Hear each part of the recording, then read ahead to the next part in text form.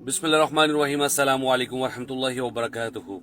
जी नाज़रीन, जब मैं आज जोहर की नमाज़ पढ़ने मस्जिद में गया तो थोड़ा सा परेशान हो गया। क्या देखकर आप हैरान होंगे।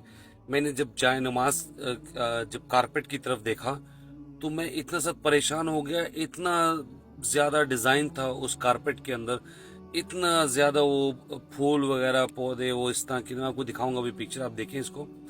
इतना ज्यादा था कि मैं परेशान हो गया कि अब नमाज कैसे पढ़ी जाए, क्योंकि जब आप नमाज पढ़ते हैं तो आपका ध्यान, आपकी निगाह कहाँ होनी चाहिए? सजदा की तरफ। ठीक है। जब आप रुकू करते हैं तो दो कदमों के दरमियान में। अच्छा, तो हम देखें कहाँ? जब इतना ज्यादा डिजाइन होगा तो देखेंगे कहाँ?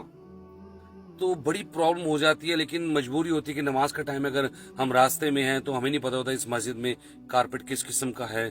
तो बस आप लोगों तक पैगाम यही पहुंचाना था कि कम से कम जो आपकी अपनी जाय नमाज है, मैं एक दो जाय नमाज की आपको तस्वीर भी दिखाता हूँ। अपनी जो जाय नमाज जब परचेज करते हैं घर में पढ़ने के लिए, कहीं बाहर पढ़ने के लिए, तो उसको बिल्कुल प्लेन लें। ठीक है, खरीदें, ताकि आपको जो ध्यान है, फोकस है, वो बटे ना कहीं। सख्ती से मना किया गया है। अल्लाह ताला इन गवर्नमेंट को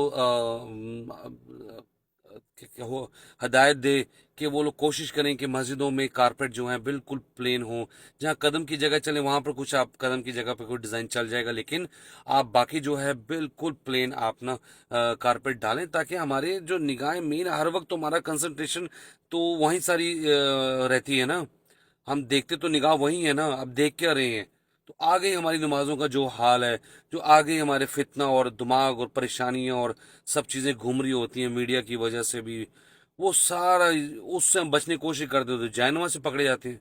जायनमाज से बचें तो शैतान हमारा पीछे नहीं छोड़ता, हमारी नमाजों को कहीं नहीं छोड़ते। बस सिर्फ इतना रिमाइंडर कि आप अपनी जायनमाज जहाँ तक आपके बस में है वहां तक आप कोशिश करें कि जायनमाज को बिल्कुल सिंपल रखें। Thank you very much. अस्सलाम वालेकुम वरहमतुल्लाहि वबरकातुहू।